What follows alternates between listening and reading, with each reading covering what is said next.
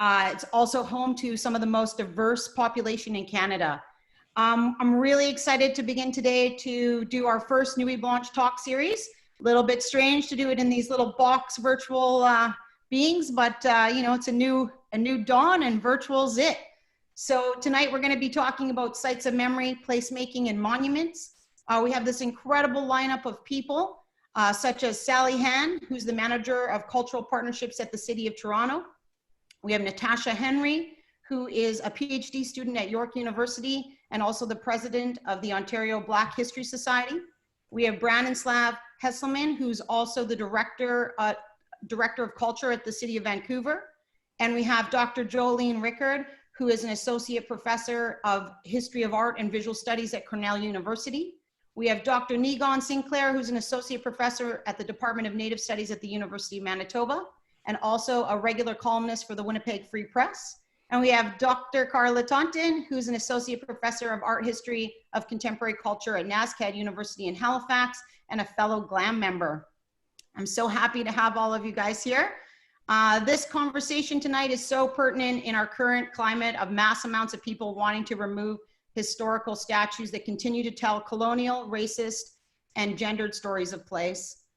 We see this happening at a global and local level within our news feed and social media, and there's a political shift to the public removal of these monuments. This is such a critical moment in our collective history, such as this shift is happening. So mass amounts of people are gathering, you know, safely, of course, in COVID, and speaking out about the injustices that are happening, that we're facing in different communities, in different places, nationally, locally, and globally. Each speaker tonight's going to talk a little bit about the important public art projects and cultural shifts within their city spaces, such as curating public art, advocating for it, shifting policy to change to be more inclusive.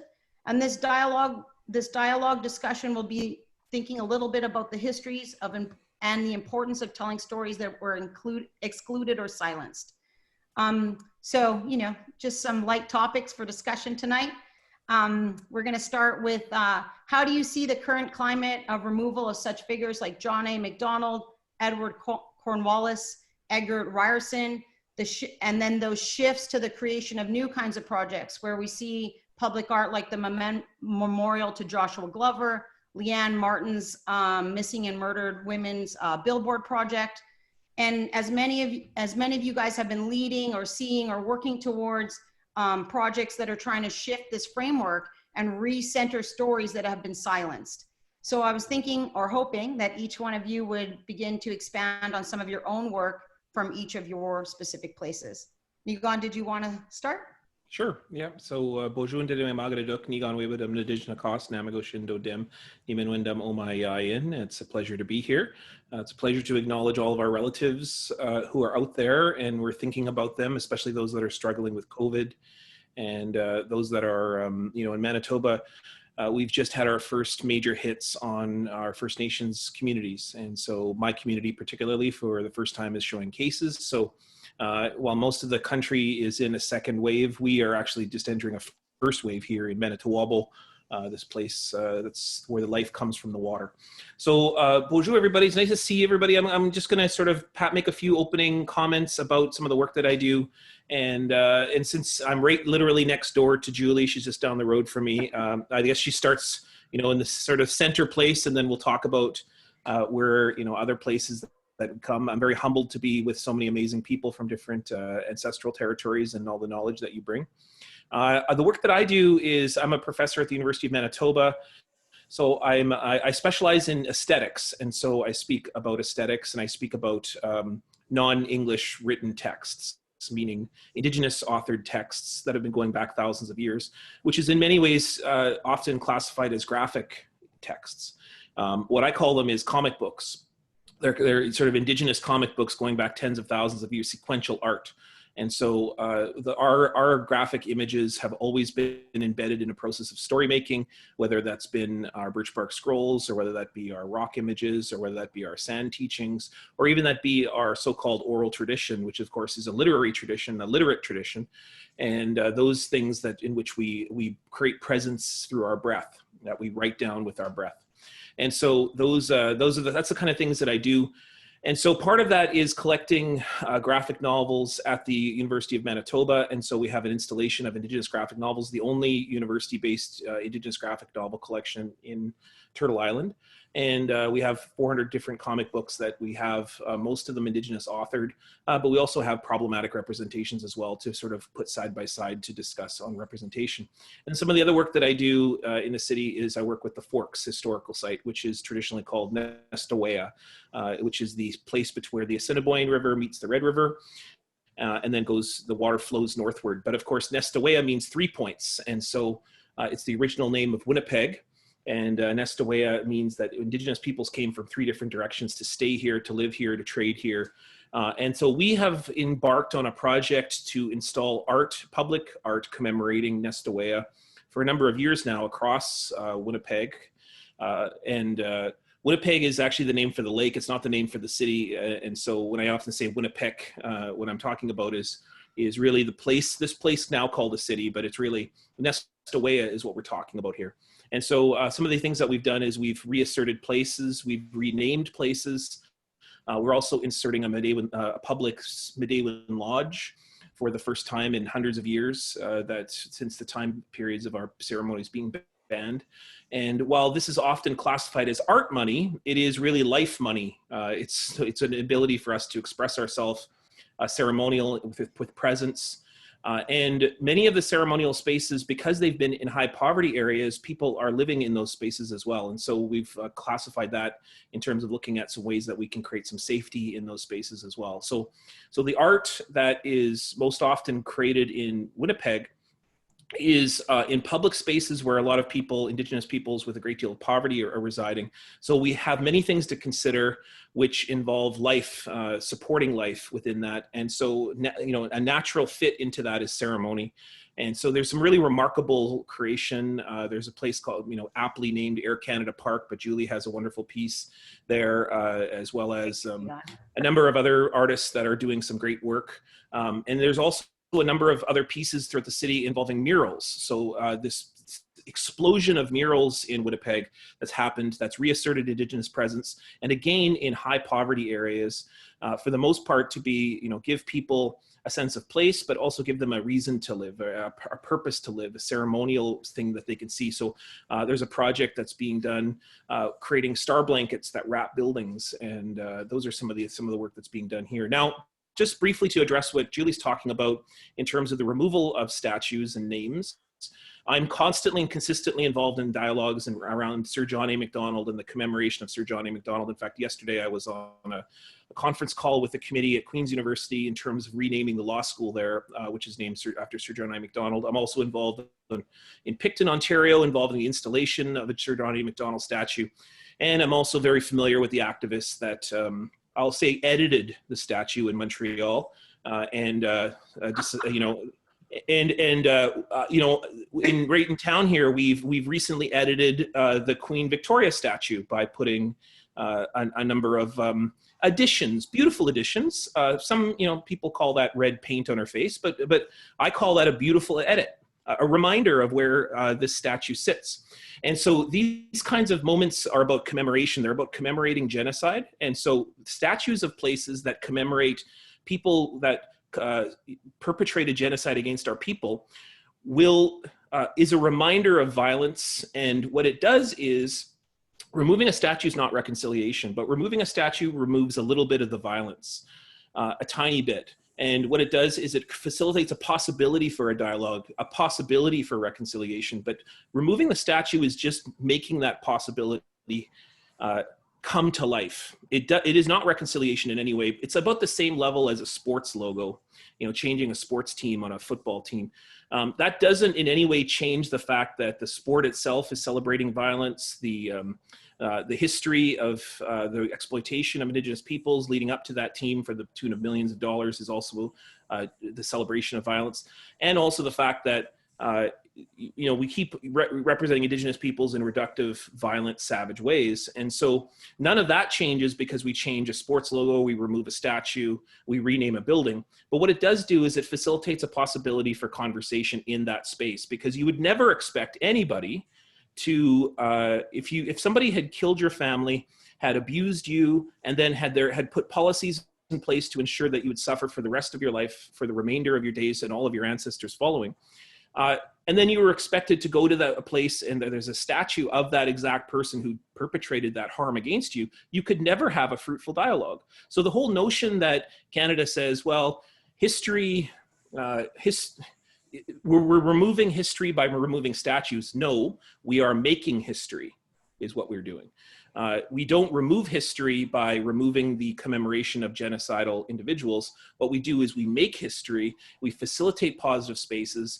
And while, Sir John A. Macdonald, just to lift one thing, he banned homosexuality, he banned abortion, it made it illegal. And he also banned Indigenous peoples, created the residential school system. It's amazing to me that we've changed our attitudes around homosexuality and we've changed our attitudes around abortion, but we haven't really changed our attitudes around Indigenous people. And that shows indications that Sir John A. Macdonald's legacy is secure. And if we're about to engage that in some way, the statues must come down. So miigwech, and thank you very much for giving me that small amount of time. I laughed earlier, before when we weren't live, that, the most controversy was going to come out of Niigaan. So definitely a great way to start. That's for sure. I love it. Natasha, do you want to pick it up? Sure. Good evening, everyone, and thanks for joining us today. Happy to be part of this amazing panel. And let me just say that I am not an artist, so my perspective is a little bit different. So as I was introduced, I'm the president of the Ontario Black History Society, and I am currently a PhD candidate. And the focus of my research is looking at the history of the enslavement of African people in early Ontario. And so, through my different roles, a lot of the work that I do is helping to curate a lot of stories that locate people of African descent in different places, looking at how, for example, through the development over time, how some of these stories have come to be erased. And so a lot of the work that we do at the Ontario Black History Society, as we said, is, creating various resources, offering a range of programs to tell these stories. One quick example is at Richmond and John Streets, Richmond, just near the center there. And that was once one of the areas where some early Black freedom seekers settled and had developed communities and institutions, businesses. And when we look at how Toronto has evolved over time, through colonization and urbanization, a lot of that history has been erased. And so some of the work that we do seeks to resurrect that. Specifically as it relates to my research on the history of enslavement, which is ongoing, a lot of the work that has started to influence, and I hope it continues to influence, is marking particular places where Black people who were enslaved lived, worked, had their families, really in an effort to humanize and their experiences, to humanize them as people who were here, brought through force, and again through the violence of imperialism and colonization, were here nonetheless and lived and contributed. And so, some of the work that I've done so far is I've curated a walking tour with Museum Toronto, and it's called Brought in Bondage. And in looking at the different ways that people have come to reside in Toronto, I take a look at the perspective of those who were enslaved, looking at the particular places, particular sites in downtown Toronto, including where William Jarvis's estate was, looking where, and he enslaved 6 African people, their men, women, and children, looking at the men, women, and children who were also enslaved by Peter Russell, and a few other places. And, what is evident, and when we visit these places initially, what we see are commemorations or acknowledgements of the presences of these colonists, whether through the street names or the names of buildings, or it could be statues, for example, or different monuments. However, there nowhere is there any information about the people who they held in bondage.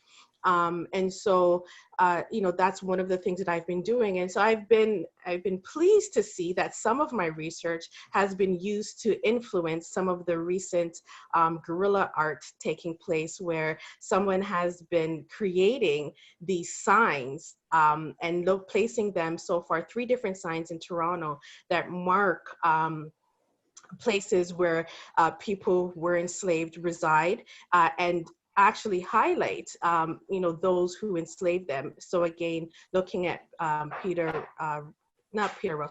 William Jarvis, Babe Point, connected here to Toronto, but also in Windsor. And so, I'm happy to see that the use of my research is being used to stimulate conversation and really to think about these historical, very colonial narratives of place, and really, to put forth, to contest how these public spaces have been constructed in very narrow ways, again, to recognize, white dominant cultures and people and colonization. And so, for me, I think it's something that I would like to see ongoing.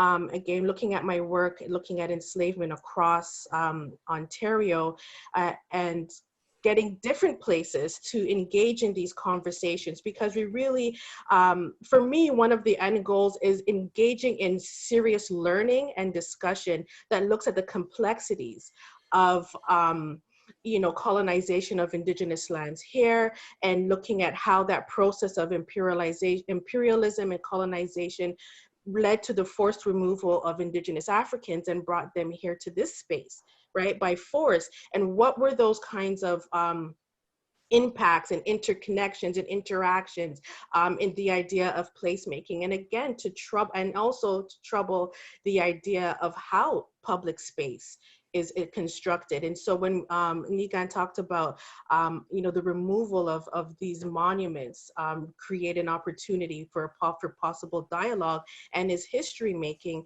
that we need to, I hope, more collectively come to more of a consensus that we need to challenge, this past construction of public space and envision something that is more inclusive and, again, problematizes what has been going on so far.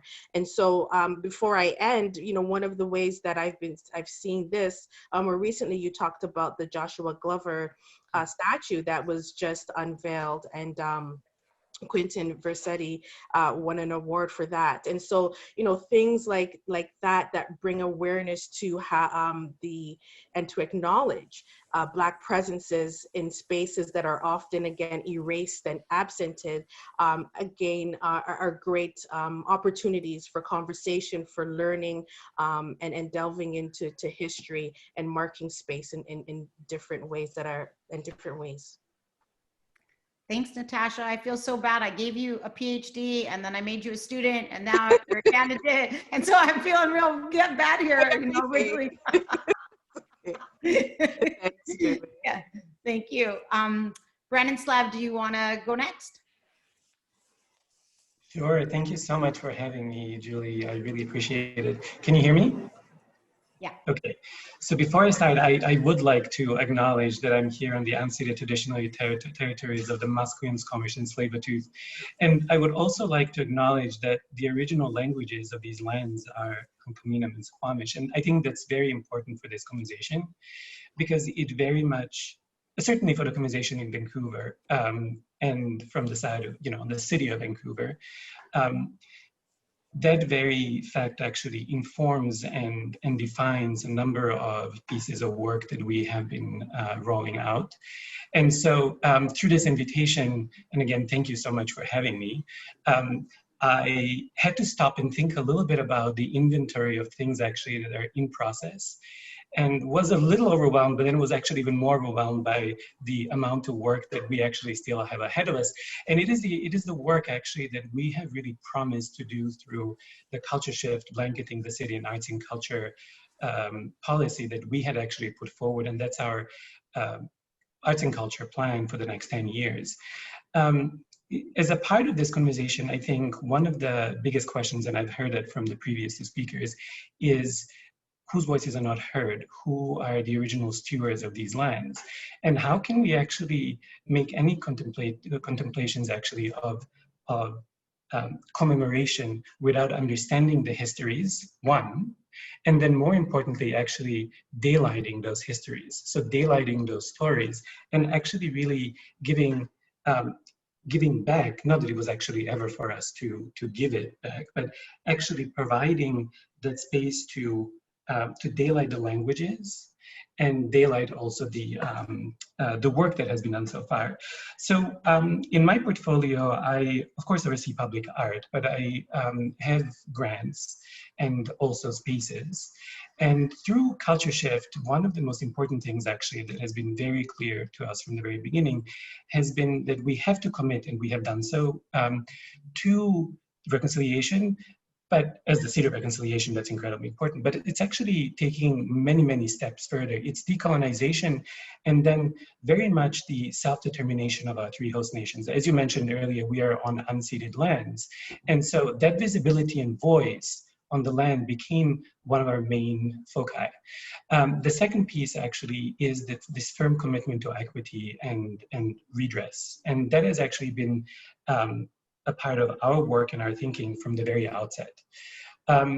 So again, the reason why this is important is because as the city, we have certain mechanisms to support the community, and one of them is of course grants, the other one is commissioning public art, but we have so many regulatory and policy and planning mechanisms and tools that actually need to embed our commitment to reconciliation and equity in a meaningful way, and so that we can actually really see this change happen and permeate the entire city.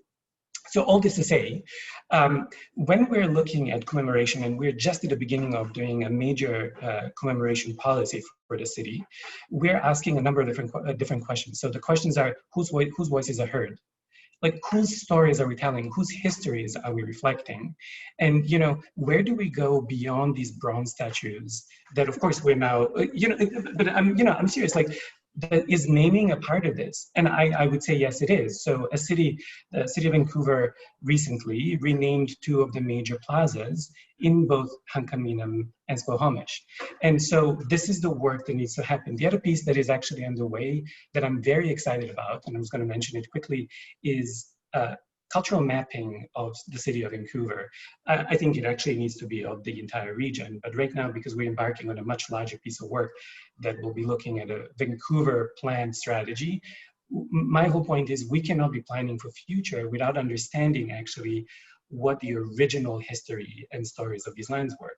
And only with those original stories and histories can we actually also decide what will happen with those very bronze statues that we're talking about. We have a statue here, it's called Gassy Jack.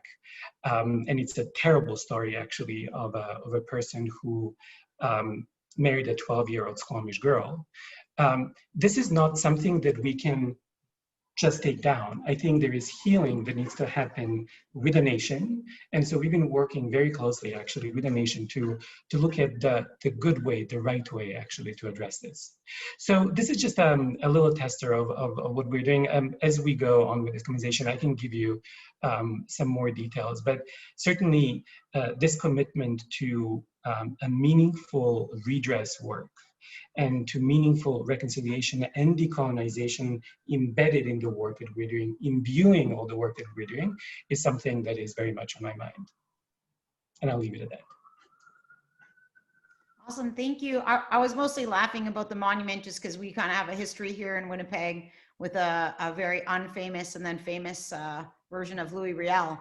And so the first piece that went up, which is actually really quite beautiful, the community didn't want, because they actually wanted the bronze statue, that kind of feeling. And so there was pushback. And so then a second statue was actually created to kind of reminisce that feeling. And I think that it's twofold. It's one, we think that it actually has, you know, we have to be conscious of our collective memories and ideas of what our society is pushing across in all aspects. And then at the same time, people want to be like, well, why couldn't he be memorialized like somebody like John A. Macdonald, right? And so it's this weird tension of that kind of frustration of, you know, we can't imagine stuff outside of that because we actually haven't been able to see it yet. And then the versions that, you know, we're not there yet. And so I think it's going to be interesting as we kind of continue in this climate. Mm-hmm. Jolene, I was hoping you would pick it up. Transkana Sego. Hi, everybody. My name is Jolene Yachiniti Rickard, and I'm located tonight in the Tuscarora Nation territories, which is actually very close to a very important icon of both Indigenous territories and then this notion of American and Canadian space, which is, we're very close to Niagara Falls.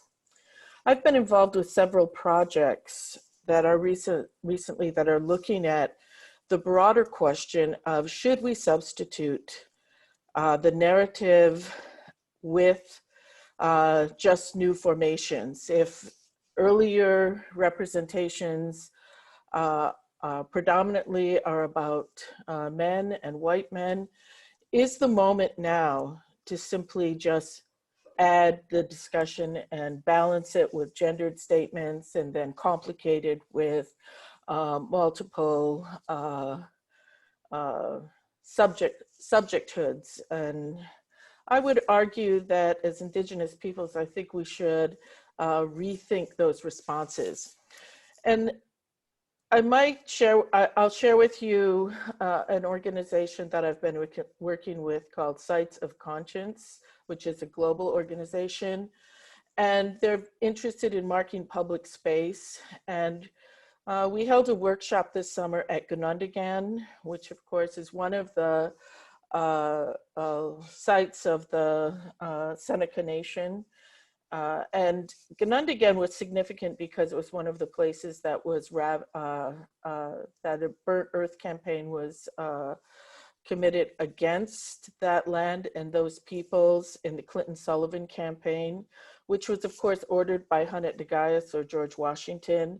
And it was basically a genocidal burnt earth campaign against the Haudenosaunee people, which was 1779 and, you know, very close to this notion of the birth of a nation. And so how do we mark these spaces? Do we mark these spaces with the same kind of visual markers that in fact have embodied the dispossession and colonization of our lands? And I would argue that that we shouldn't, and that we should really rethink the kind of gestures that we're making on the land.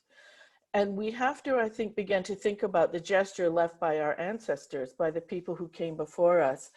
And so in a place like Niigaan, one of the markings of the land are huge oak savannas.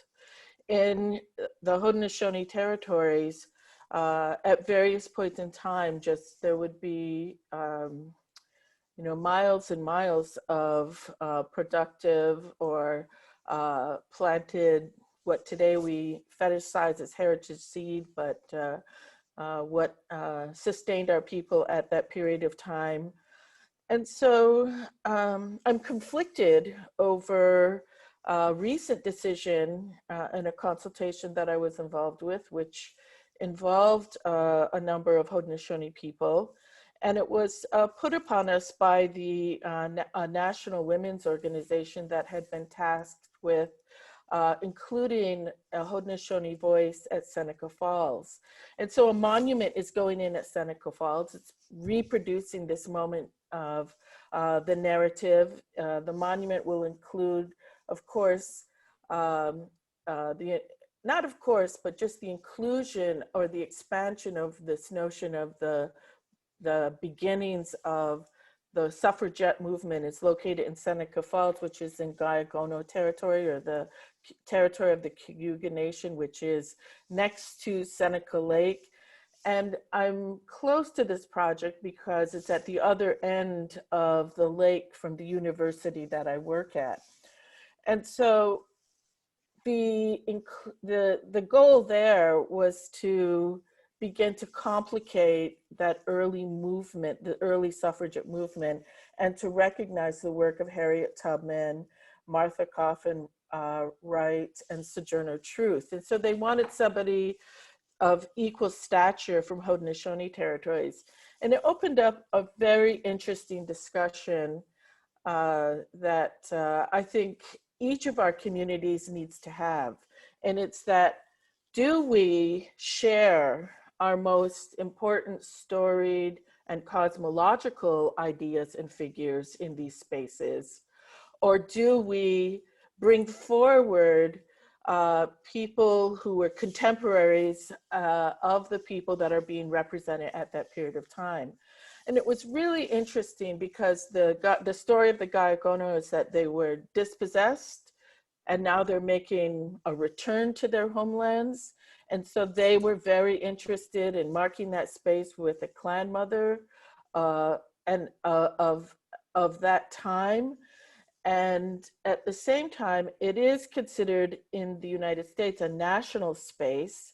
And the end result wasn't a Gayagono clan mother, but it was an Oneida woman who upheld the principles of peace, power, and righteousness, or the Gayanagoa, the Great Law. And her name is Carol Cornelius Kellogg, who is Oneida.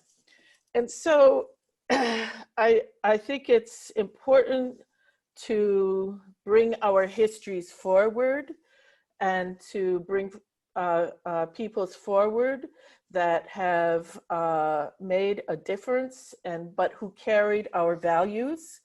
But at the same time, I would argue that I feel I wasn't satisfied that the entire representation is going to be a bronze figurative monument, which I think undermines the potency of the potential message at that period of time, because I do not think we can escape the materiality of a bronze figurative monument.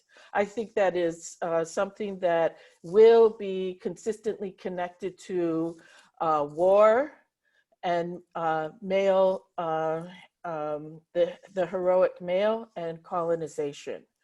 And so I just challenge all of us that are tasked with working on these kinds of projects to not only consider the important histories that we are being asked to mark, but to also pay very close attention to how it is visualized or the materials that we're using. I'll leave it there. Thank you. Thanks, Jolene. I mean, you're raising really great questions that hopefully we'll get some time to kind of chat about. I was going to throw the ball over to Carla and see where we go. Okay, I'm just mindful of time, so I'll try to keep it quite concise, which sometimes is challenging for me. Thank you all for these really, I think, urgent perspectives, and for the work that you're all doing across the lens. I'm speaking to you from Mi'kmaq territory. I'm an uninvited guest here. I'm actually from the unceded territories of the West Coast. And I really came to this work as a white settler thinking through decolonial practice during my PhD at Queen's, where I walked past the Sir John A. Macdonald monument most mornings going to school, of which I had the opportunity of working with an incredible emerging Métis scholar, Dr. Erin Sutherland, who actually created a whole dissertation project of encountering that monument by bringing in performance artists. And my work in my PhD was looking at the work of incredible performance artists such as Anishinaabe artist Rebecca Belmore, and thinking through memorialization as a counter monument, or as Indigenous understandings of memorialization, and learning about histories, say, of Wounded Knee Massacre in the 1890s in the United States, but learning it through not the archival documents of the colonial body of the United States, but through the perspectives of Belmore's collaboration and working through the family's experiences of that site, and thinking about her incredible memorialization to survivors of residential schools in her piece Victorious, which I first saw in 2010 at the National Arts Center in Ottawa. So in my view, and in the work that I've had the opportunity to kind of collaborate with, and living here now in Mi'kma'ki, monuments that we have present currently, such as the Cornwallis Monument that was removed from the city of Halifax, it's just another project of amnesia making.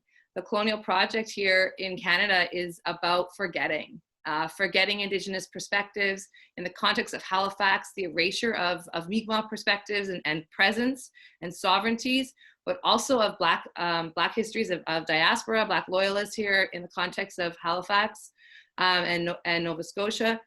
And the fact that currently at that park, we have nothing. It's empty. And there's a lot of dialogue and a lot of consultation to think through what are the most effective means forward. And in this context, I love the conversation around language. I live somewhere where there's one founding nation. It's Mi'kmaq. It's a Mi'kmaq site. And we actually have an incredible roadmap forward if we look to not only the treaties of peace and friendship from 1725, which outline a reciprocal dialogue and relationship between Indigenous and non-Indigenous peoples here, but also the Wabanaki Confederacy that predates that. That's an Indigenous practice of protocol and policy. So I'm hoping that as we move forward thinking about these monuments, that we look to how can we, as Indigenous and non-Indigenous peoples, come together and think through Indigenous protocols that I think can as Jolene was talking about, can actually show us and imagine some ways of memorializing not only a place, but important events, individuals that through our history writing in Canada have erased and consistently have removed these really powerful, and sometimes very difficult histories. But if we are to decolonize, and I think decolonization is for everybody and different roles and responsibilities, these stories have to be at the forefront, and they need to be self-determined by communities but from which who have been erased from the story. So I could talk and talk and talk, but I'll leave it there because I know we can have a dialogue. I know, but there's so much good monuments in terms of some of the conversations around Africville and I was like, you got to just say a little tiny snippet there. Okay, well, we can think about it. Recently, we have the Africville Museum, and that site, and for so many Canadians, I didn't know about Africville when I moved. I didn't know about it until I moved to Halifax. I knew snippets of it, but I didn't understand that there was this absolutely thriving community in Halifax that was forcibly removed, and that it was actually turned into a dog park. And that happened here in Halifax in the 1980s. And now there's this incredible historic society and a presence that's led by some really incredible elder community members here in Halifax. And there hasn't been a national apology, but there's talk about how could that be addressed? And again, what would that look like? And how can we imagine that? Again, needing to be self-determined by community members. The first time I learned about the Cornwallis and who Cornwallis was, who brought forward as a leader here, British official, he was the one that brought forward bounty law against Mi'kmaq, so a project of genocide. And it was actually through the work of the incredible performance artist, Ursula Johnson. And in 2010, a part of Nocturne, which is our night festival, so shout out to Nocturne, Ursula created an unbelievable performance where she actually created a headpiece that was a woven basket but put upside down. And it was a symbolic removal of that happened with an honor song, a Mi'kmaq honor song being played at the same time, and brought forward really an awareness that people weren't aware that there was a bounty law that was still actually on the books in the legislature here in Nova Scotia. So those kinds of, I think, interventions, interactions, moments of public engagement are absolutely incredible. I'm really excited to see what happens at Nocturne this year with Lindsay Dobbin curating the anchor projects. Julie and I are working on a GLAM project with Dr. Heather Gugliarte.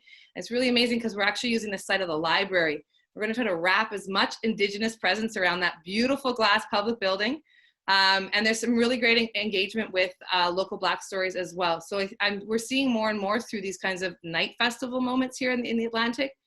But in terms of presence, of Mi'kmaq presence, there are two major installations. There's Alan Sillyboy's work at the Commons, and there's a recent installation by Jordan Bennett, which is over in Dartmouth at the new Sportsplex there.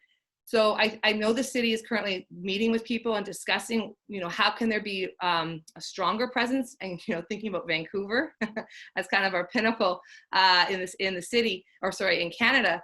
But how can we move forward with that leadership and having artists, community members, elders, thinkers, curators, maybe someone like myself, can come together to think through and imagine some new possibilities. Did I do that okay? Yeah. Thanks, Car. I'm like, whoa, Vancouver. I'm like, whoa, let's bring it back to Toronto here. Sorry. Well, of course, Toronto. I'm from Vancouver, so I have a little bit of a. Don't drink that Kool-Aid. Okay, Sally, you're up. You got to bring it back to Toronto here for a little bit. All right, no problem. Hi, I'm Sally, and I'm the manager of cultural partnerships at the city. And it's so interesting to listen to what everybody has to say, because so much of the conversations that you're having are similar to the conversations that we're having at the city, both around public art, around public space, around placemaking. And there are really key conversations in the city in a very, very big way. Some of the work that we're trying to do and inform the city overall has been led by some of the events this summer, certainly through Black Lives Matter and a lot of the political events. Right now at the City of Toronto, there's a report being done about the renaming of Dundas Street. And Henry Dundas was a British, actually a Scottish parliamentarian whose actions elongated the persistence of slavery in Canada prior to the Emancipation Act. So in Scotland, they decided actually to not to take down a memorial, I think, and there's a conversation going on in Toronto. If any of you know Toronto, it's a major thoroughfare throughout the city. So it's a very, very big job to do that. And so we've had lots of conversations about what is the way to create space, to whether removal is one, renaming is one, reinterpretation is one. And I think that question of reinterpretation or removal or renaming of public spaces, public monuments, public names is a broad conversation that requires a lot of participation. And so that's sort of the way forward that's going right now in terms of a report to City Hall, is how to have this conversation in a right way. The City of Toronto currently has just finished a public art, a 10-year public art strategy, where we really did try to go out and include the voices in that development of that strategy that were not the so-called regular art voices, but in fact, larger community voices. And we instead of asking only people to show up to events that we ran, we very much did a different kind of facilitation process and went to communities where they are and asked them about what they thought public art could be about in the city. And so our 10-year public strategy was called Creativity and Community Everywhere, because so much of it was about trying to take things like public art and commissions outside the downtown core, where it's so tied to real estate development, which means it's so tied to capitalism, which means it's so tied to a certain kind of dominant, power base, I would say, and trying to figure out how we can use public spaces and public public projects to do more to engage multiple narratives. Now, obviously, like many Torontonians, I'm a settler to a land that's been 12,000, 15,000 years inhabited and settled and stewarded by so many different nations, Haudenosaunee, Wendat, and Mississauga's the credit now, and Anishinaabe for sure. And so we need to do a job of of acknowledging all of those voices that are absent, frankly, in our conversation. And I think one of the things we will do is the Indigenous, the residential school survivors memorial in Nathanville Square, which is one of the most prominent city sites. And I think in terms of the recommendations of Truth and Reconciliation Commission, at least from what I know right now, I don't think there are other provincial capitals that have advanced their conversations. And I have to give all due credit. This was very much driven by the Indigenous community themselves and through an Indigenous organization who has pushed the city along to make this happen. So we're working on a commission with Solomon King and with a number of organizations who are trying to be very inclusive of the huge number of Indigenous voices and nations that need to be represented as a part of that presence. As well, we're looking at public art memorials in other places. So I'm glad that you mentioned the Joshua Glover's piece. That's a brand new commission. We have a ways to go to make it happen. One of the things we need to do is to bring resources to that project. It doesn't have the kind of resources that it needs. And so my job is to make sure we get it there. And those are in fact some of the issues around how we memorialize events at all. And this brings me to the larger questions and projects about what we choose to memorialize and how we choose to memorialize them.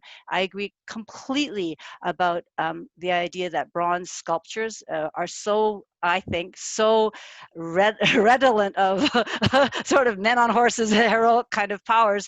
And, you know, to have conversations with that is an interesting thing to do. So I just want to mention that one of the public art pieces that we've recently installed is a piece by Vancouver artist Mifana McLeod, and she has chosen as a commission for a public art a giant bronze, but it's a bronze donkey. And the reason it's a bronze donkey with big pink casts is, and it's a baby donkey. The donkey itself has a little history. It was called Primrose, and it was it had sort of broken front arms at birth, and they felt so sorry for the donkey, didn't think it was going to survive, that they actually put pink casts on it, and eventually it grew up and became okay. And even though it's in no way explicit, and it can be read many ways, because the artwork was commissioned for a site, the park that's right beside a church. The artist decided that one of the most interesting ways into this public art piece and this site was to have a conversation with the fact that it's on Bay Street, which is right down towards the biggest power bases in Canada in terms of financial power.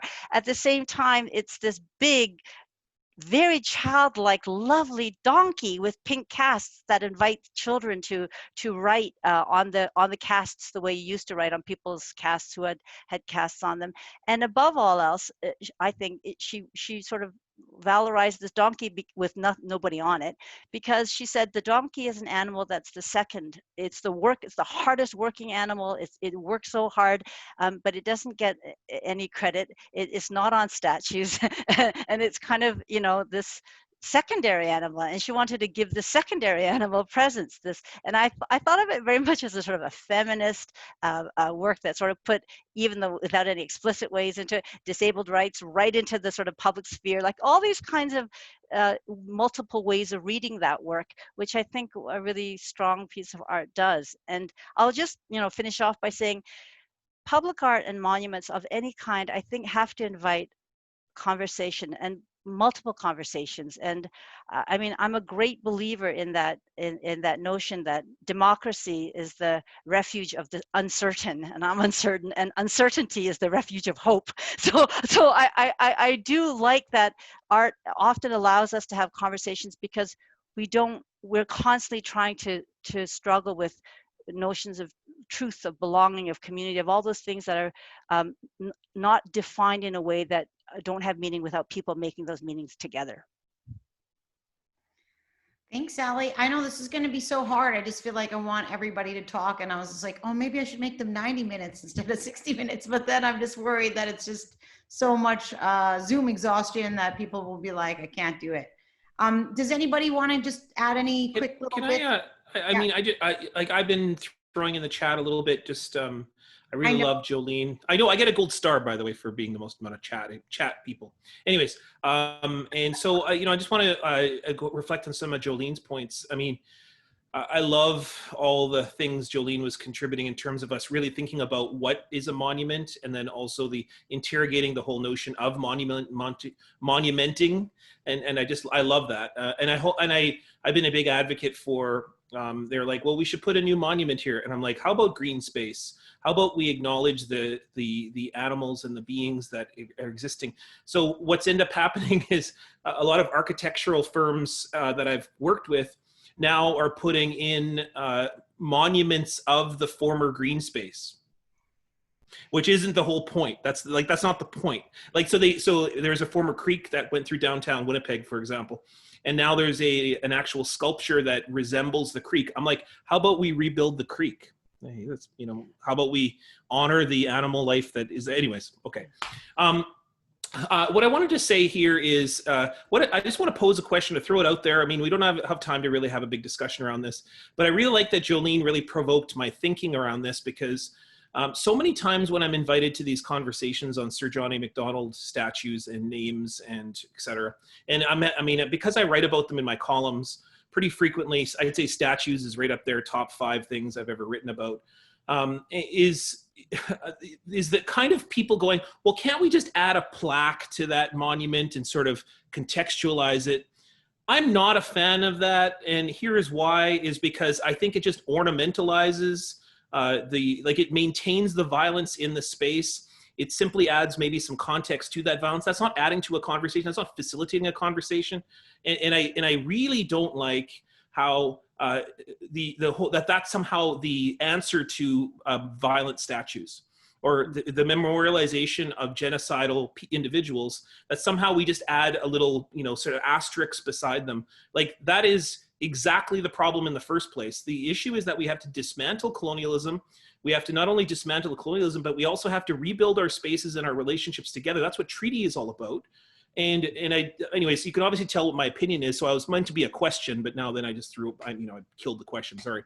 But I just, I really get frustrated with that idea of this whole idea of, like, if we just add a little plaque beside the Sir John A. Macdonald statue and say, hey, he was a genocidal maniac, like, or hey, that even amongst his time, like, my biggest thing about, he was not a man of his time. He was even a genocidal maniac for his time. His own party separated from him.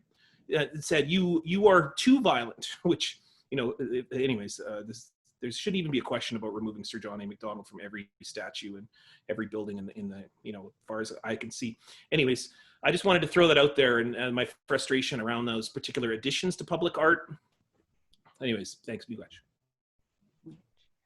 Anybody else want to throw one last thought in?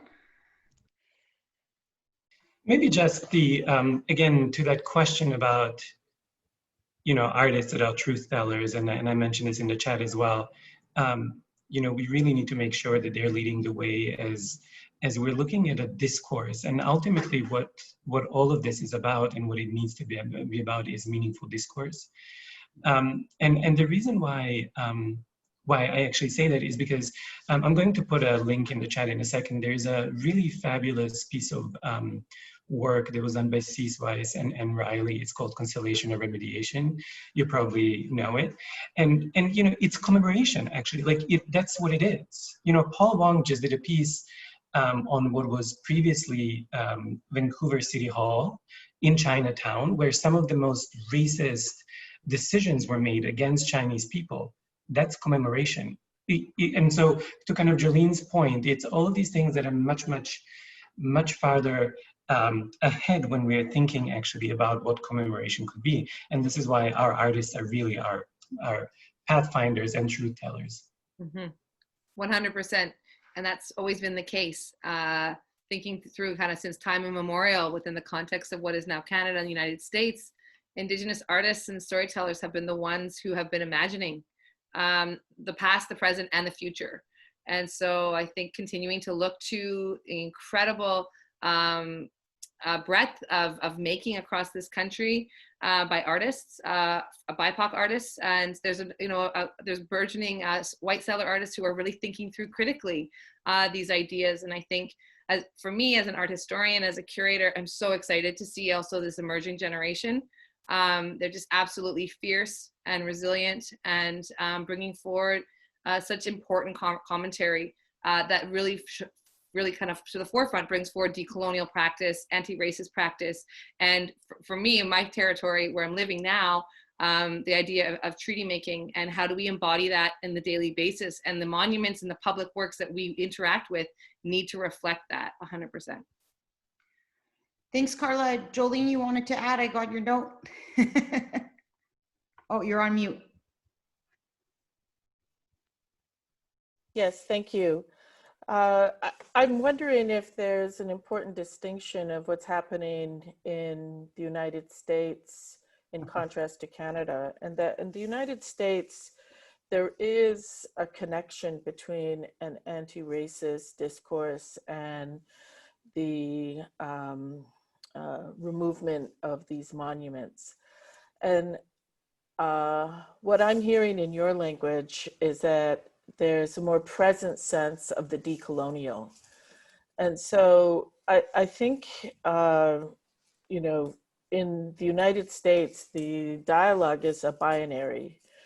And I don't think that either spaces in North America or in the Americas, or we could argue globally, that we're going to be able to have systemic change until the broader framework of creating a consciousness of deconstructing colonialism is the broader framework of which systemic racism is part of that, because the condition of the settler state demands it. And I think, and so in the United States, this has been definitely a difficult argument, because right now the flashpoint is so much directed on the notion of racism as this flashpoint. But I would argue that that racism is nested within the colonial and the ongoing colonial. Thank you. Thanks, Jolene. I think we're just gonna I mean, this is the problem, is like you get all these incredible people into the virtual room, and I'm just like, oh, can I just get another tea? I could sit here for another hour talking about it. It's just such a pervasive topic, and there's so many layers to it. I also want to say it's so exciting to see Mishana in the chat and some other names, and it's just like warms my heart, and it makes me so happy to have such incredible colleagues like yourselves and friends who are doing this really amazing critical work in all these different geographic locations. And I can't thank you enough for your time and energy to come on the first Nuit Blanche talk series. And I'm really excited to see where we kind of keep going and how it kind of impacts, and even just listening to some of you that are on the podcast and thinking about some of those layers. I'm really excited about the kind of future stuff. I, of course, want to say thank you to the continued support for our partners at the University of Toronto Scarborough and the Dorothy McCarthy Gallery. I also want to recognize the support of the province of Ontario, the Celebrate program grant. I want to say Chimagwich, Marcy, to our guests. You bring incredible energy and voices to the table, and I really can't express my gratitude enough. And, you know, for bringing your good minds, good hearts, and good voices. Obviously provocative, critical, and engaged. And we have another talk. It's just going to be rapid fire on Tuesday with the New World Order of gathering and performing on September 22nd. And thank you so much for your time and energy. And of course, Chimagwich Marcy to the University of Winnipeg for being our host tonight. So thank you, everybody. Thanks, Julie. Thanks, Julie. Thanks, Julie. Julie. Thanks so much. Julie. Thank you. Take care. Have a good night, everyone. Yeah, you too.